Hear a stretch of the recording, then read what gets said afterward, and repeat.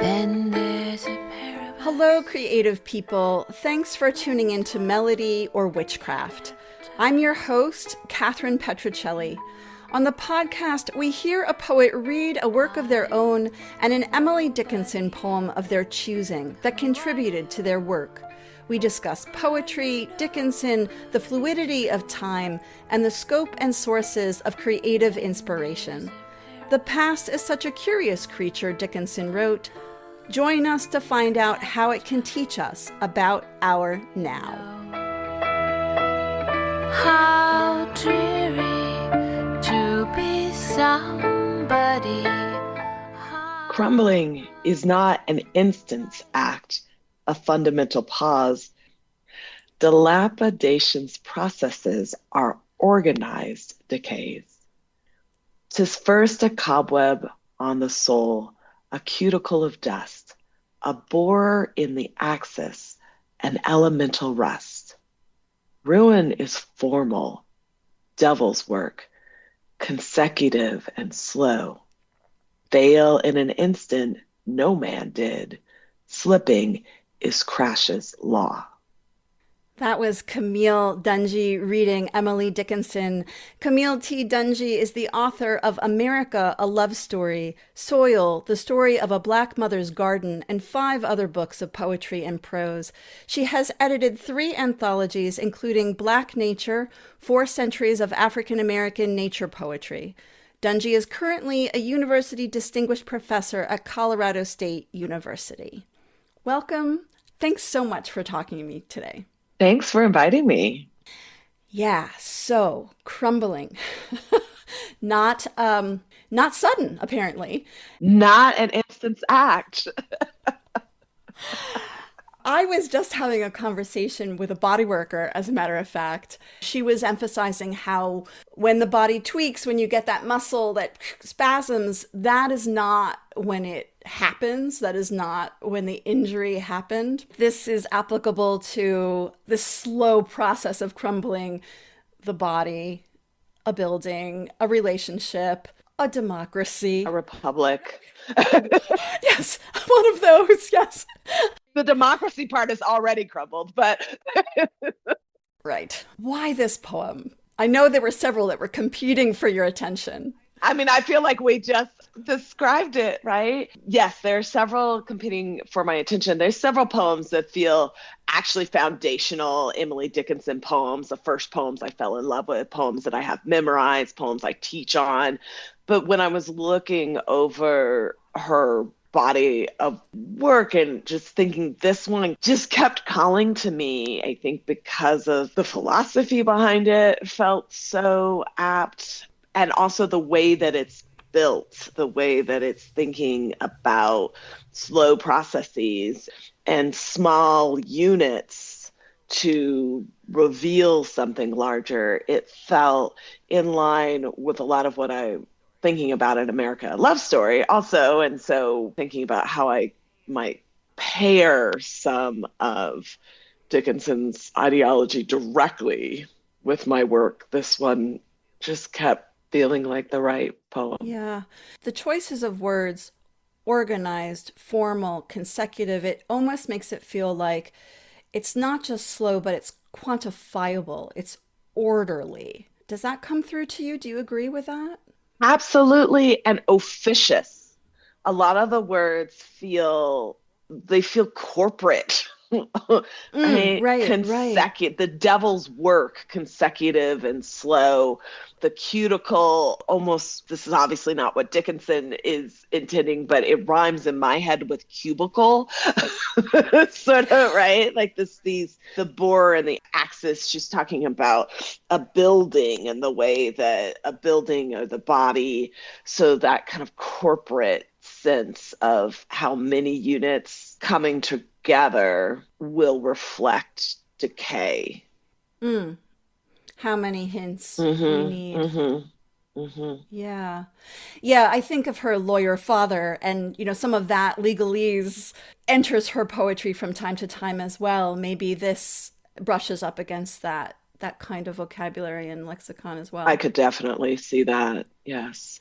So for someone who recommended that we tell the truth slant, I feel like she gets pretty direct in some of these lines as well. Fail in an instant, no man did. I mean, there are things that bounce out of the lyrical as very crystal clear. But I also wonder if it is inherently slant because it's in a poem. And I guess I bring it up because I wanted to ask how you felt about in the times we're living in terms of every ism you can name, genocide, etc., when so many people are kind of gnashing their teeth going, what can I do? And other people are throwing up their hands going, oh, what can I do? Is there a lesson somehow in the kind of more indirect approach to giving a message? I often feel that Dickinson was being somewhat coy with that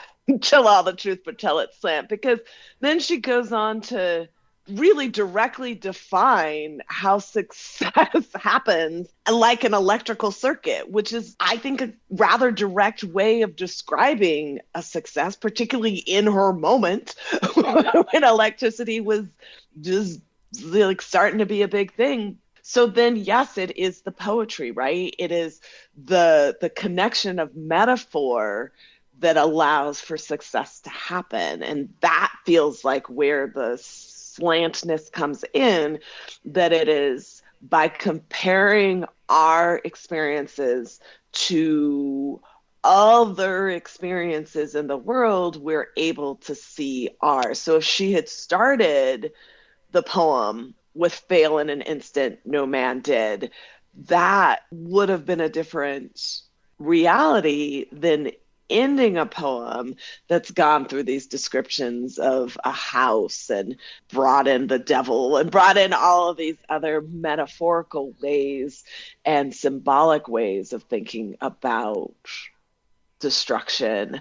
And then more directly says, so all of these can be compared to a human experience. Mm-hmm. I think she's very, very good in her poetry of both and work. Where she's both direct and operating in conceits. I go to improv, right? The classic improv is yes and. Mm-hmm. That's the improv move on a stage. Mm-hmm. It's actually perfect in that sense because she was known as an amazing improviser on the piano as well. So maybe she was ahead of her time in more categories than we even know.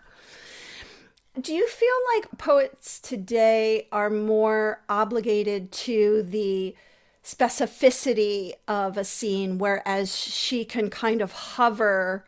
I mean, not that what we are creating as metaphor shouldn't or can't be applied to multiple things, but I see her work as having something of a bigger overview coming down from above. See where you're coming from. I think maybe part of that is that she's not directly autobiographical or obviously confessional, and we've really come used to understanding an I or a poet speaker as being an individual. So even when she says something like, I keep the Sabbath staying at home, right? It's not like I, Emily Dickinson. It's this sort of, it is this, as you're saying, from like a top, like a kind of I as a symbolic figure a little bit more.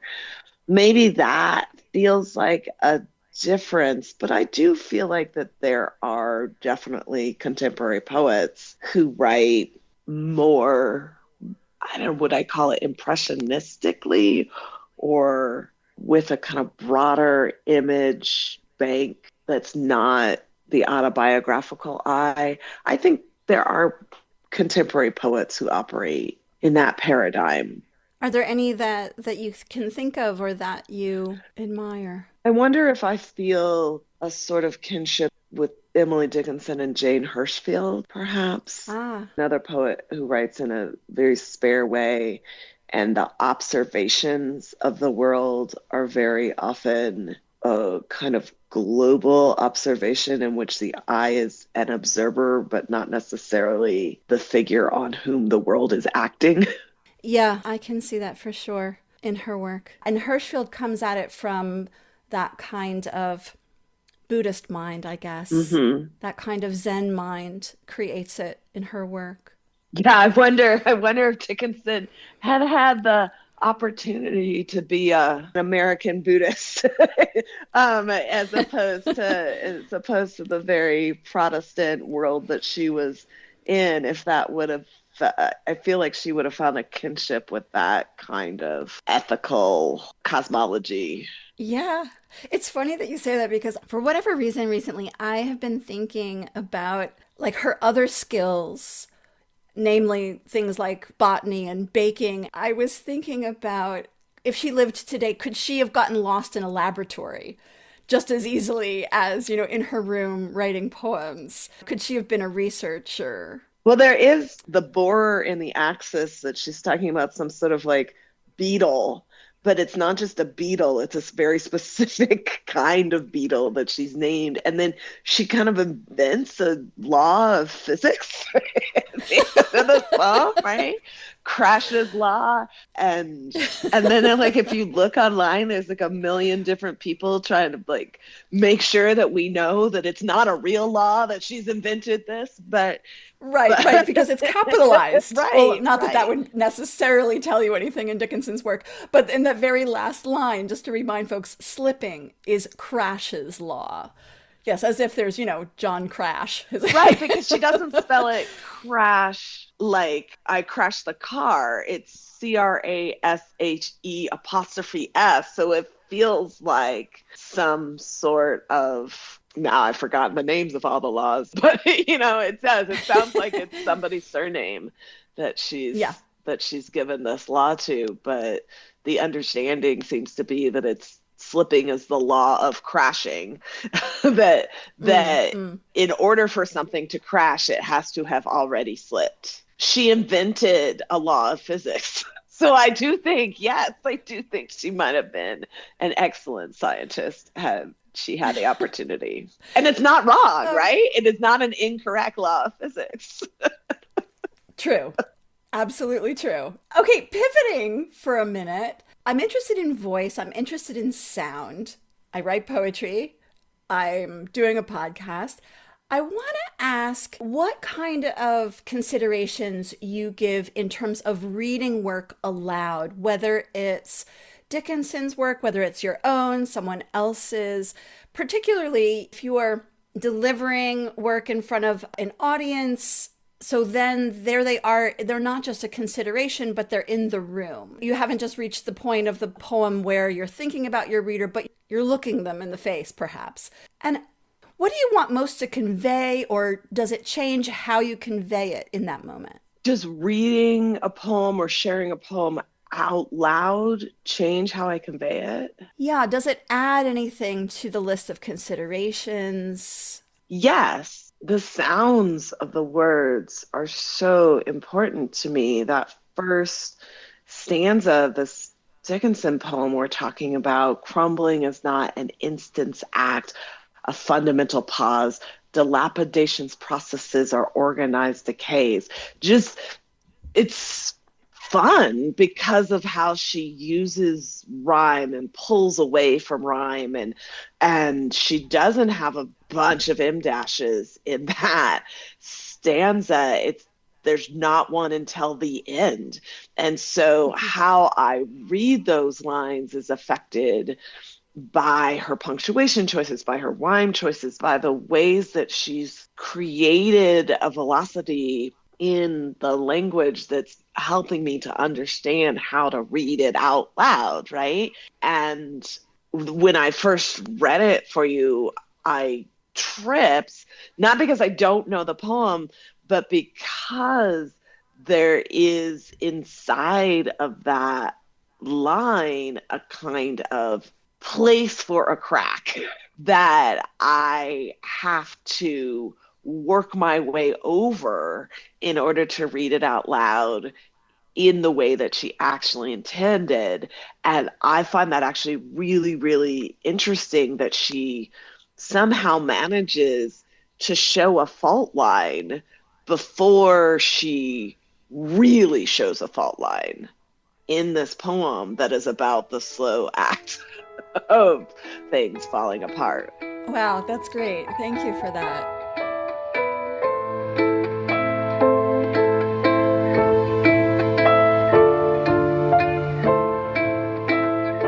Well, can I invite you to read your own poem that you brought? I'm excited to hear that in your voice. Happy to do that. As if an etymology, my love. The word sill means threshold. I am standing at I place my feet and body on, the place where I can come or I can go. Threshold meant a raised ledge to stop the hay that covered a floor from spilling out and scattering each time someone opened the door. Hold the thresh inside, my love. When we bed down, let us bed down on this hay-soft floor. Think of it. A syllable is a threshold to a word, just as a windowsill, just as a door. Love is one syllable. Sleep, hope, dream, death, no, yes, all one. Words are openings, every word. Some with many ledges.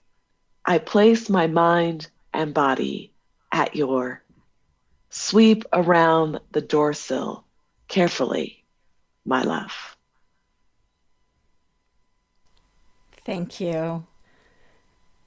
So beautiful. So I sincerely hope that folks are looking at the show notes and the correct formatting for the poem. But the concentric circles happening here, it's like a tiered cake. It's like, we've got the meaning of sill as threshold, and then threshold as ledge, and symbol as threshold. So by the time we get to that door sill, sweep around the door sill carefully, my love.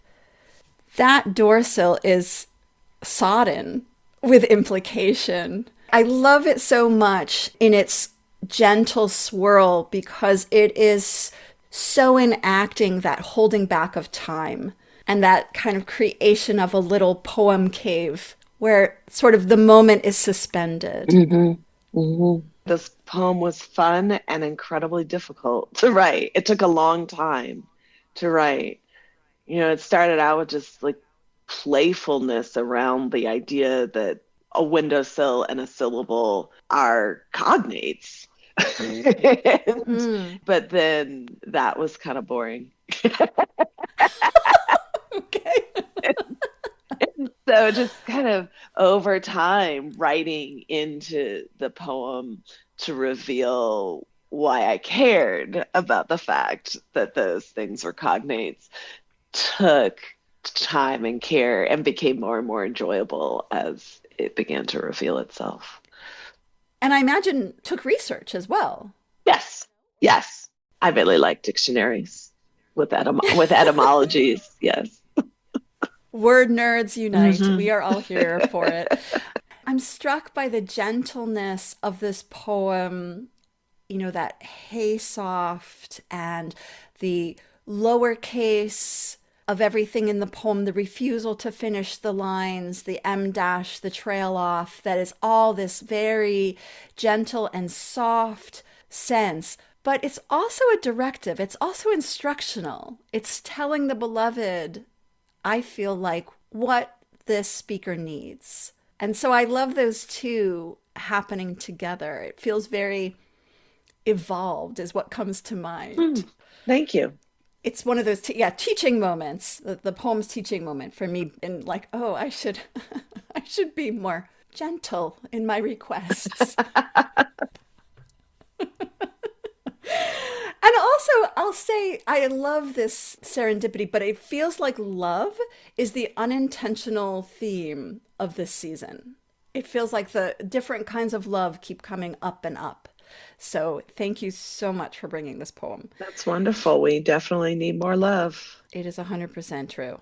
Are there other poems that keep this one company? Where does it live within your repertoire? Other poems of my own that keep this one company. Oh, well, I mean, this poem is in a book called America, A Love Story, Soul.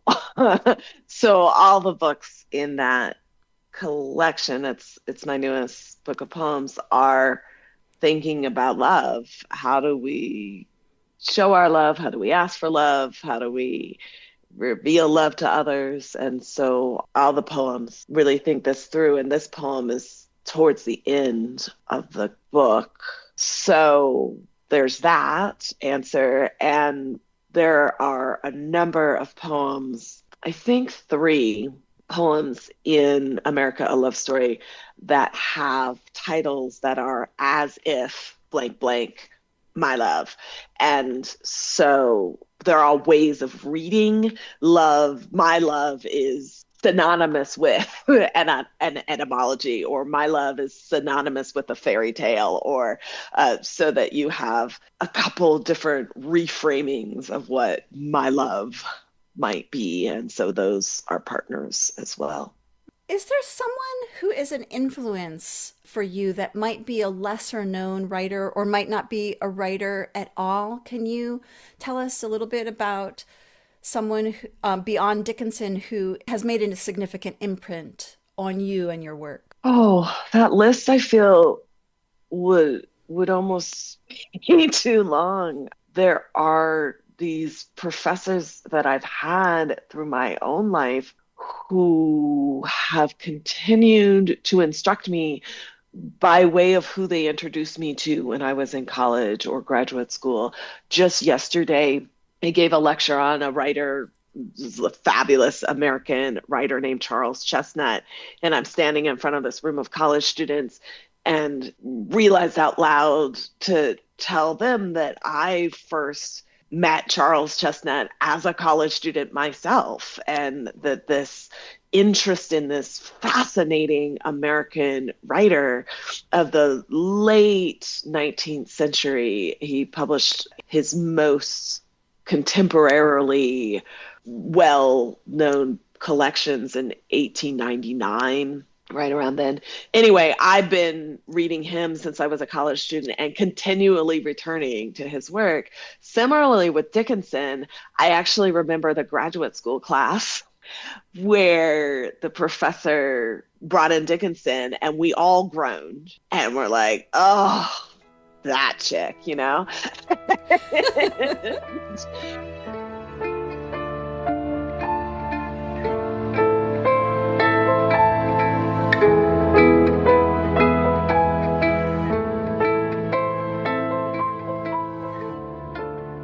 And we had all been horribly taught Dickinson, you know, sung to the Yellow Eyes of Texas style. And we're poets, right? We're actual poets. Why are you teaching us this Dickinson? And by the end of that class, that day, not the course, the end of that day, I was hooked for life on Emily Dickinson, right? The right person to introduce you to somebody can counteract 20 years of bad instruction.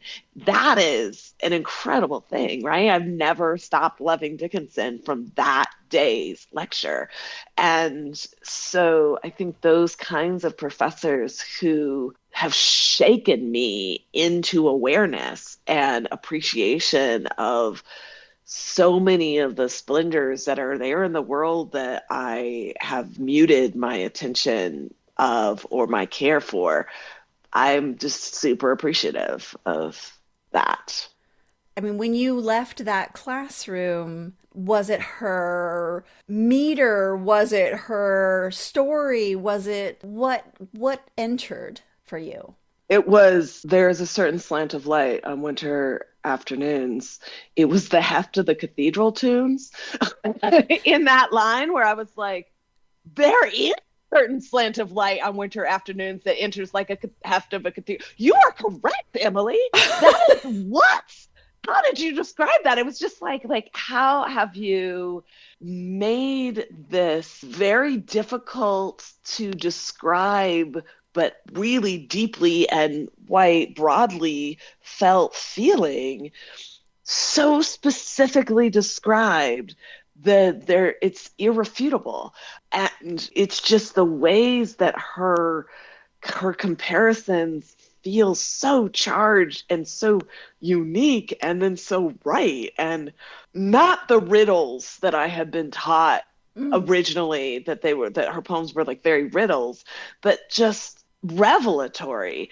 And also, once you stop reciting it to the yellow eyes of Texas and actually read the poems with the kinds of shifts in intonation that I assume she intended, then the poems also become musically really interesting. And I immediately began memorizing the poems to think about modulation, right? How can I, as a poet, move somebody through a poem in a way that defies their expectations of what the line is supposed to do, even as it offers an opportunity to appease those expectations as well. It became endlessly fascinating. And so I continue to play with it. In the poem of my own that I read today, there's that line about all these words that are one syllable. Love is one syllable. And then it's a series of commas: sleep, hope, dream, death, no, yes, all one.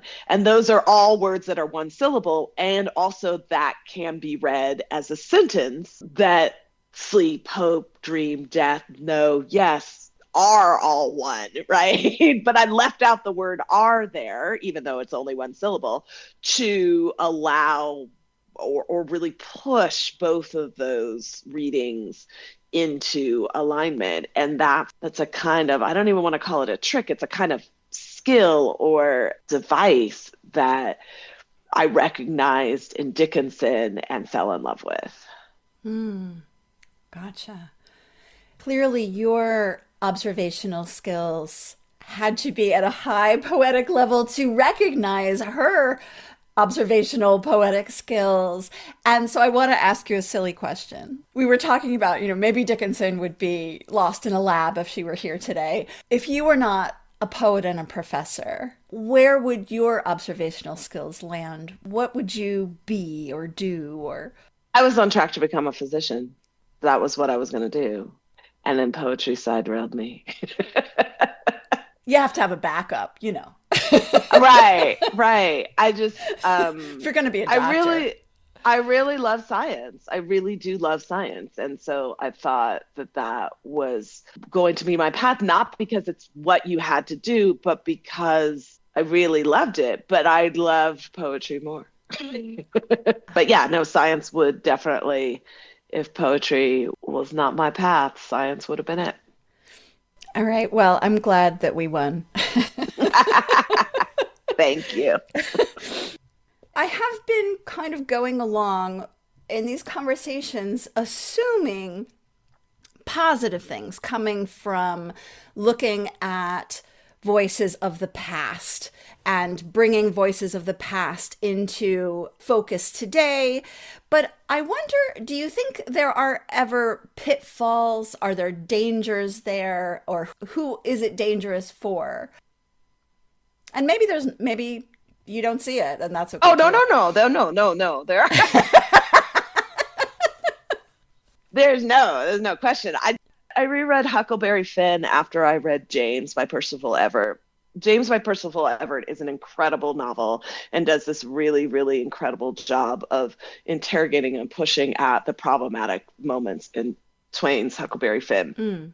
I reread Huckleberry Finn, though, and there are all kinds of problematic moments, but also I understood Huckleberry Finn infinitely differently in my 50s than I did when I was 17 and Right. could only see the racism in the book, could not see the ways that the book is a much larger question of what is stealing, right? Like, that's the question. what is stealing, what counts as bad stealing, what counts as good stealing, and for whom.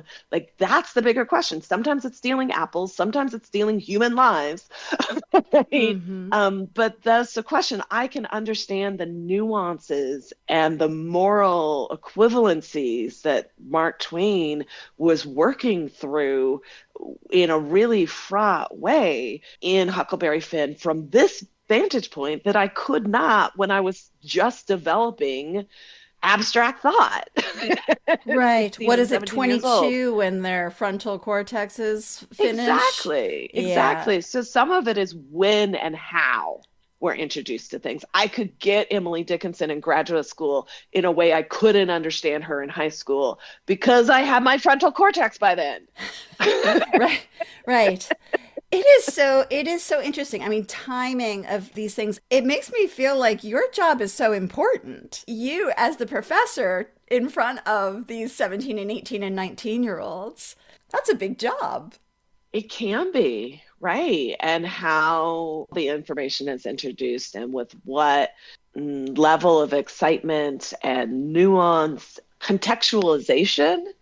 I do a lot of historical contextualization because they don't have the history. So they can't understand the moment out of which these people are writing and the ways that everybody is responding to their moment as they're writing. And so I feel like my classes move more slowly now than they did 20 years ago because I'm having to do more having or wanting, I don't know. I just am doing more groundwork before I introduce the text to the students.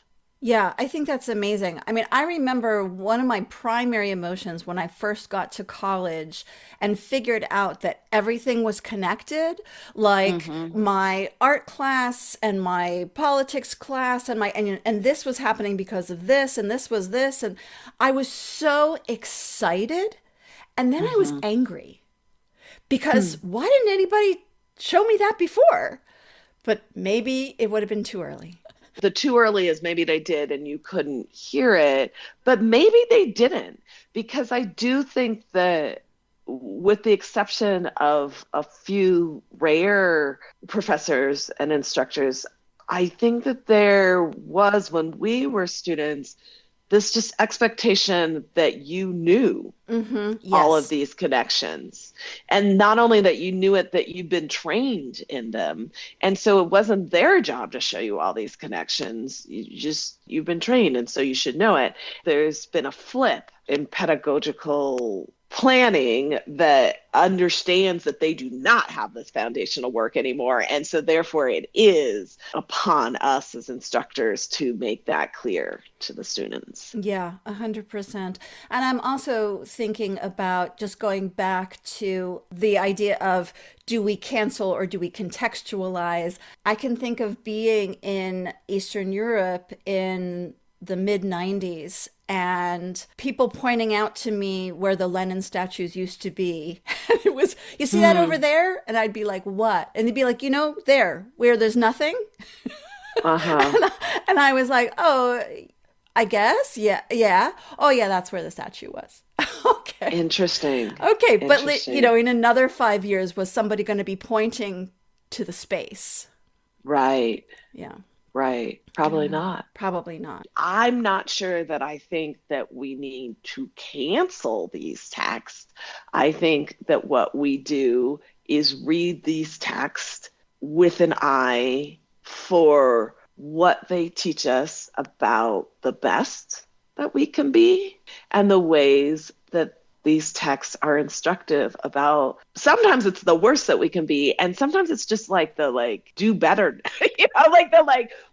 the ways that maybe humanity very, very often makes the most easeful decisions, which are not necessarily the most morally exemplary decisions.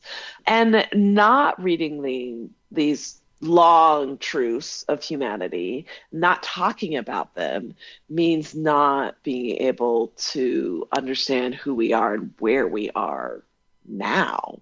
Anything else you want to bring in before we say goodbye? What a wide-ranging conversation this ended up being. That's the goal. I think that this was really delightful. Thank you. Well, thank you so much. I'm just really happy you could make the time. Thanks for being with us today for Melody or Witchcraft. You can find out more about today's guest by going to CamilleDungy.com. That's CamilleDungy.com. Our theme music is by Emma Wallace. You can find us on Spotify, YouTube, and Apple, among other places. For the complete show notes, however, please go to melodyorwitchcraft.com, which will bring you to the Substack with photos, links, and the correct poetry formatting. Regardless of how you find us, please comment, like, repost, recommend. We'd love to hear from you.